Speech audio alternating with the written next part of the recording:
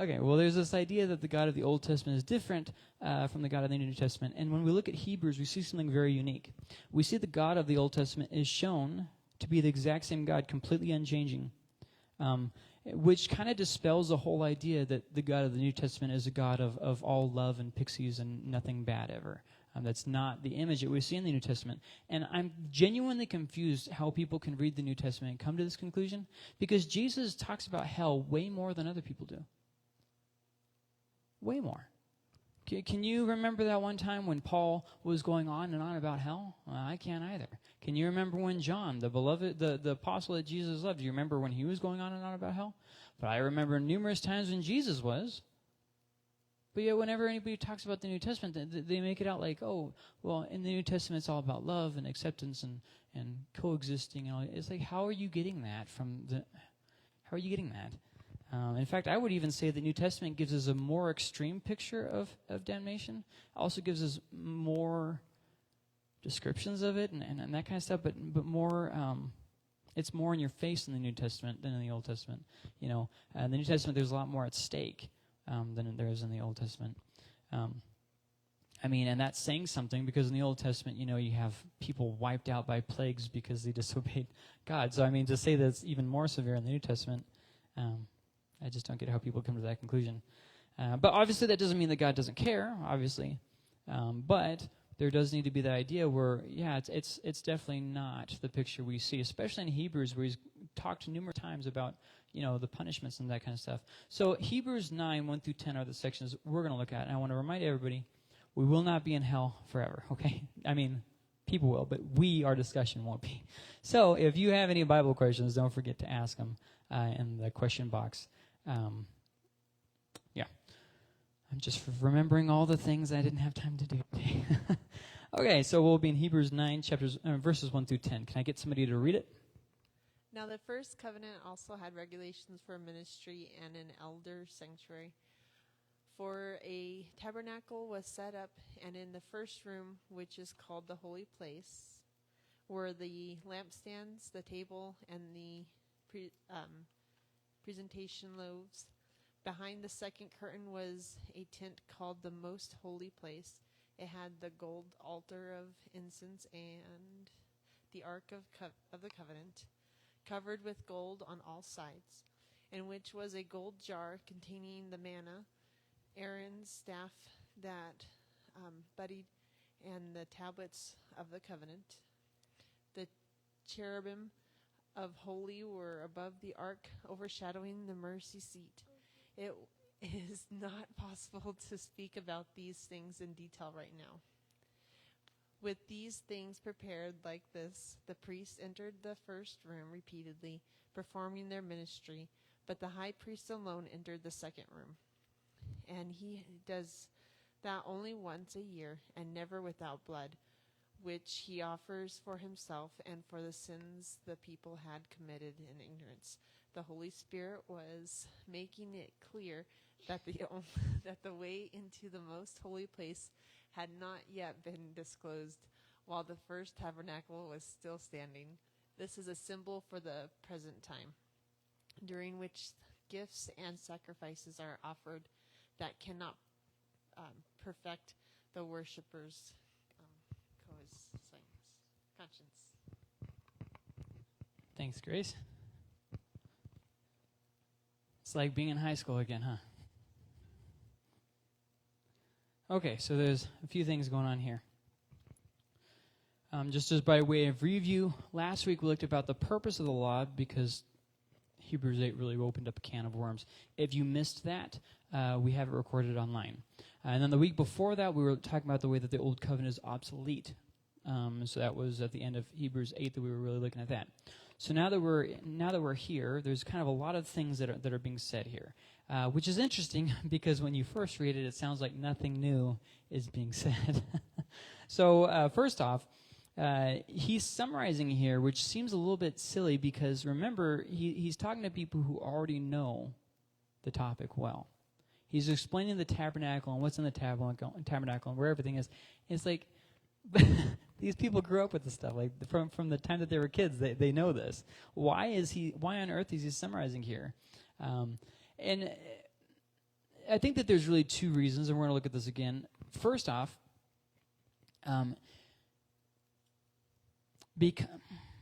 well, let me just say this like this. There's more to the story from Exodus with the tabernacle than we get at first glance. At first glance, it just seems like they're talking about building something that goes in a tabernacle, and we're like, why? Why is this going on for like half of the book of Exodus? And then the second thing that he's kind of getting at here is he's setting up the next discussion that's about to take place, which is really throughout the rest of chapter 9 and goes into chapter 10, and then it kind of starts wrapping up with looking at the cloud of witnesses.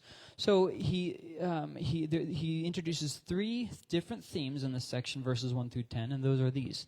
First off, the place of the sacrifice. Second off, the blood of the sacrifice. And third, and the effect of the sacrifice. So, and we'll try to remember to point it out when we get there.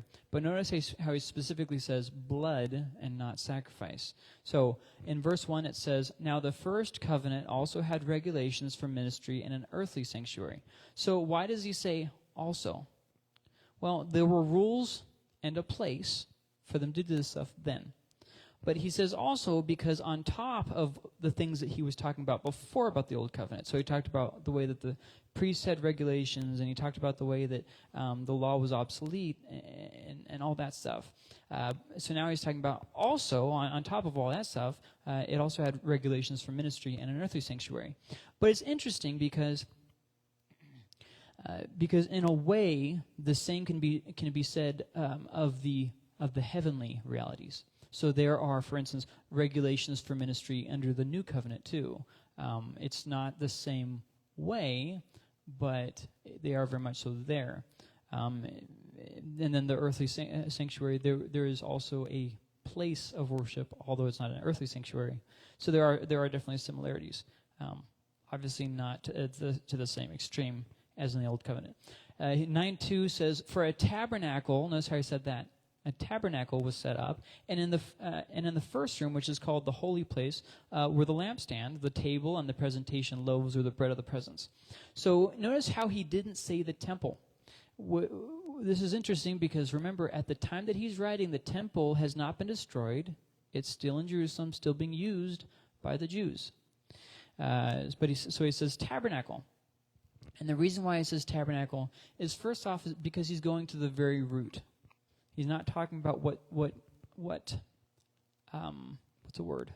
Took over the place of the tabernacle. He's going straight to the very beginning because obviously the argument could be made that the tabernacle was more glorious than the temple was, since the temple had been, built 2 different times. Well, 3 if you consider Herod's rebuilding it, but whatever. So by talking about the tabernacle, he's going to the very root of it. And the interesting thing also, which this is, I think, the bigger reason why he brought up the tabernacle, because although the temple was still being used at the time that he's writing, the tabernacle has been lost for a long time. So by bringing up the tabernacle, he's bringing up the fact that, yes, I just said about the way that the law is passing away. It's obsolete. It's being pushed back. And so now I'm going to bring up something that we mourn and mourn that we lost. Because the Jews were upset that they lost the tabernacle. And so he brings it up as like a way of, it was lost. And not necessarily a bad thing.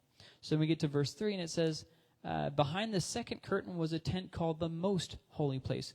So here we have a very interesting choice of words. And not all of your translations are going to say this the same. Some of them are just going to translate it, behind the second curtain was another room. Some translations say there was another room. But this is really spot on. There was a tent, because he's drawing up the idea of a separation.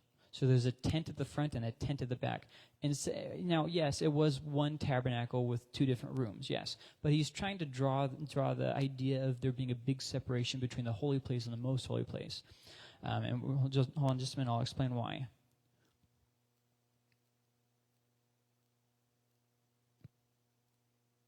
Okay, before I do, is there anybody here whose translation says the second curtain was a room called the most holy place, there in verse 3? Yours does? What do you have? You have NIV and it says that? Okay. Yours does not. What does yours say? Section? Okay. What does yours say, Danny? Or I thought you raised your hand. Sorry. Section. And the idea here is not sections or rooms. The idea is tent. He's trying to draw like there's two different tents. And the reason, once again, being because he's trying to show the separation from the Holy of Holy Place, from the Holy Place and the Holy of Holies. So when we get to verse 4, and it says, it had the gold altar of incense and the Ark of the Covenant, covered with gold on all sides, in which was a gold jar containing the manna. He really likes his bling, doesn't he? Aaron's staff, the budded, and the tablets of the covenant. Okay? So there's a few things. Let's try and take it in stride. If the first thing from this section, if the glory of the tabernacle, which was earthly, was this, how much more must the heavenly be? That's the first thing. He's been using that argument all around. And he's not really going to develop it here, but there is kind of an unspoken idea. The second thing, notice the repetition of the word covenant, right? It had the gold altar of incense and the Ark of the Covenant, covered with gold on all sides, in which was a gold jar containing the manna, Aaron's staff, the budded, and the tablets of the covenant. We just got done in chapter 8 talking about the way that the covenant was old, it was faulty, it was obsolete, it was being done away with. And so here again, he keeps bringing up that. And this is a very important point. I know I keep saying that, but if you think like a Jew, remember, losing the Ark of the tabernacle, the original tabernacle, that was a severe blow to the Jews. Losing the Ark of the Covenant, without even knowing where it went to, was a bigger blow. And then what was inside the tablets of the covenant was an even bigger blow. So here he's connecting all those really big Jewish things that they were saying, oh, the good old days when we had the tabernacle and the covenant and the ark and the tablets.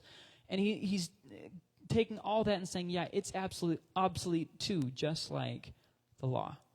And so this is a huge blow to the Jewish hubris, if you will.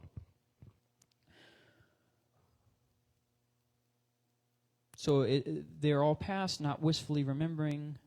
Okay. So ties the great things in with the obsolete passing. Okay, so the great things of Israel's prime were still obsolete. Okay, so then in verse 5, I'm sorry, there's one more thing I wanted to say here. It's interesting that nowhere else in the whole rest of the Bible says that anything besides the tablets were in the Ark of the Covenant. The law never says that. This is the only place in the entirety of the Bible that says that there was anything besides the tablets and the ark. And it says that it's Aaron's staff, the budded, and the tablets of the covenant. That's the first thing.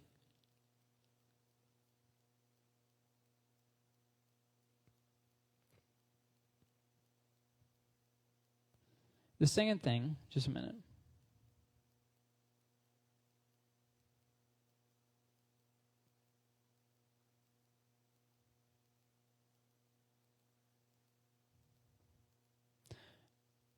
Let me come back to that next week because I forgot to check one place where it might have said that.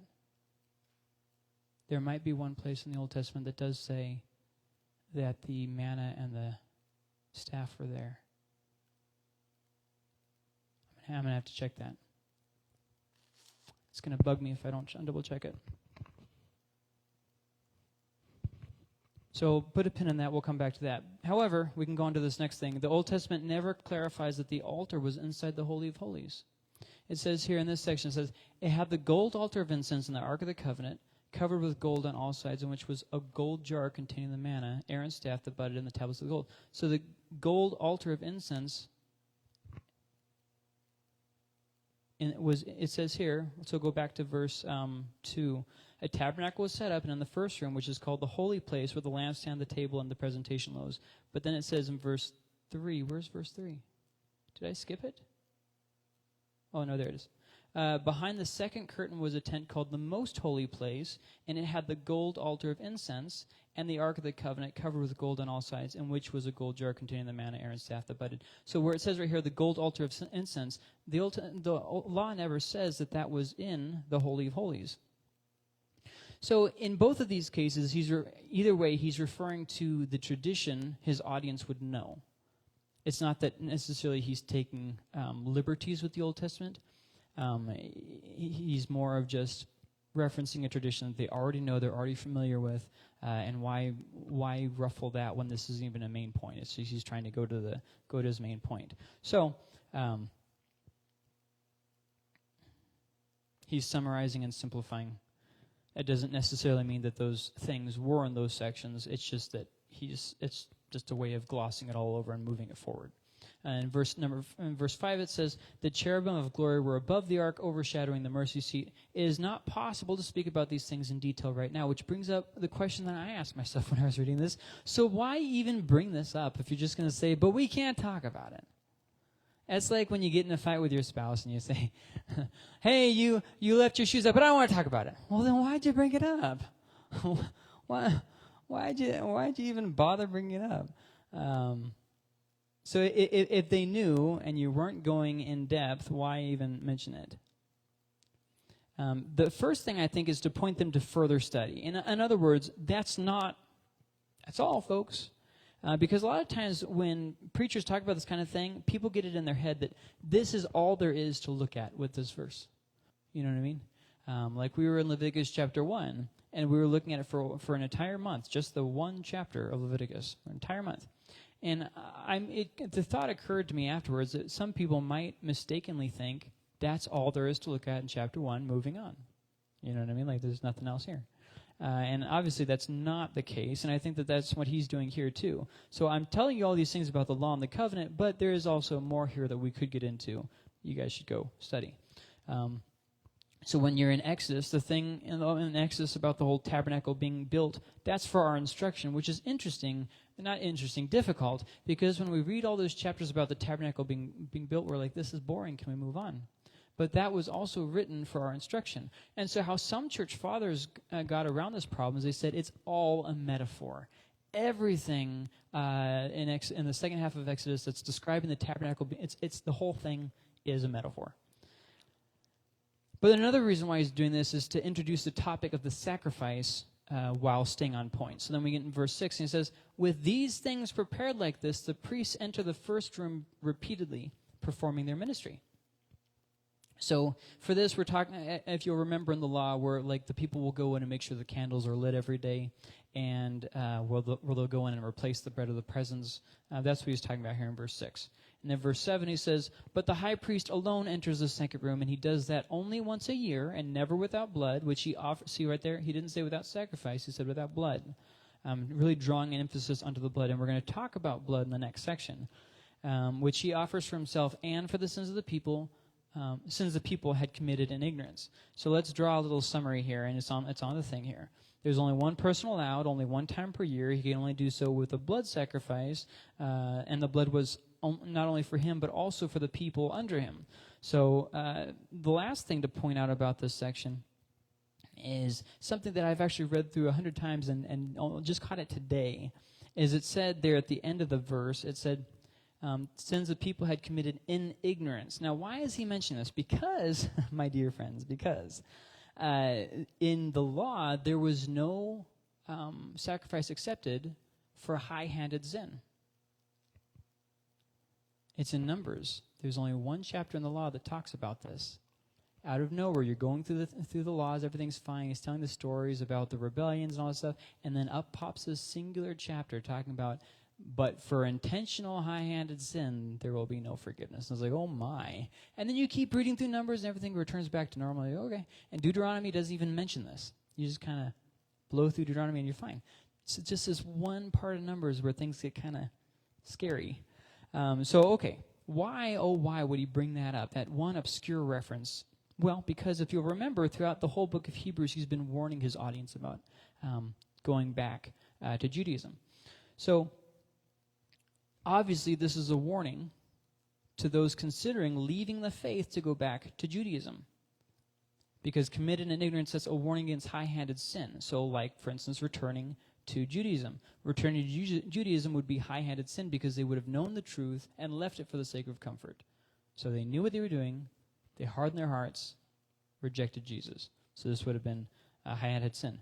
And the way that he snaked it in there all sly like that obviously would not have been missed on the audience. So verse 8 says, the Holy Spirit was making it clear. Now this is where things kind of amp up here. He's been building up, and now we're going to get into something that's very, very heavy topic. That when you first say it, it doesn't sound right. The Holy Spirit was making it clear that the way into the most holy place had not yet been disclosed while the first tabernacle was still standing. So let's kind of bring some stuff here. First tabernacle is not talking about a first tabernacle and then there was like a second tabernacle built. There was only ever one tabernacle. The first tabernacle is more talking about the first tent. If you remember, just like 1 or 2 verses ago. So in other words, the Holy of Holies could not have been disclosed while the holy place was still in effect. Another way of saying that, God's presence couldn't be accessed into the holy place was gone. So the Holy Spirit gave a sign back then for us now, since obviously the Jews missed it, that God's presence couldn't be accessed to the holy place was gone. And this, we'll tie a few things in together. First off, if you remember in the Gospels, it says very, very clearly after Jesus' resurrection, or death, that the curtain was ripped in the temple. This was the curtain between the Holy of Holies and the holy place. So right there is the image, and this is probably what he's referring to, the way that the holy place had to be removed before the Holy of Holies could be disclosed.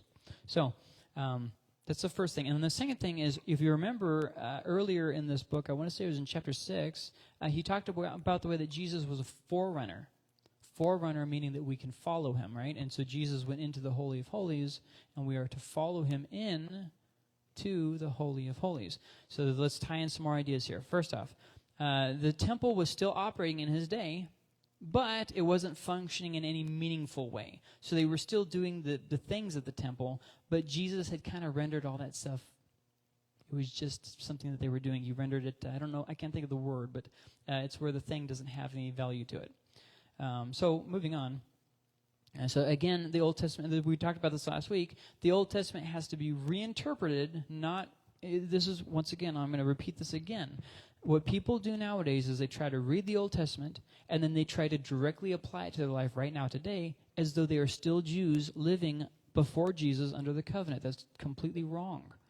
You have to reinterpret it because we're not Jews in the old covenant living back then. We're Christians under the new covenant living now. So you cannot simply read it and say, this applies to me today. It does not. You're not a Jew under the old covenant. There has to be an interpretive process in that. So, Old Testament is isn't the perfect thing. Christ is the perfect thing. The Old Testament limited fellowship between us and God, and it limited the presence between ourselves and God. So now if we hop on to verse 9, this kind of gets built even more. This is a symbol for the present time during which gifts and sacrifices are offered that cannot perfect the worshiper's conscience. And in the next section, next week, he's going to talk more about what he means there, but here's just kind of introducing it. So the holy place was a symbol for the present time. What does that mean, the present time? Because it makes it seem like what he's saying is it made people's conscience clear before, but now it's not making people's conscience clear. And that's definitely not what's being said. Atridge in his epistle to the Hebrews said it very well, and so I'm just going to kind of summarize what he said. The present time that he's talking about is under the tabernacle worship. So from the point of its construction in Exodus up to the point of Hebrews being written, this present time. Okay, not this current present time, but this present time. If that kind of makes sense.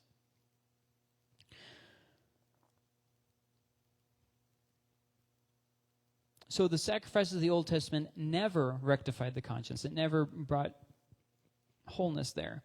It was a symbol the whole time up to the present. So to return to Judaism then would be to be reminded of bondage and exclusion.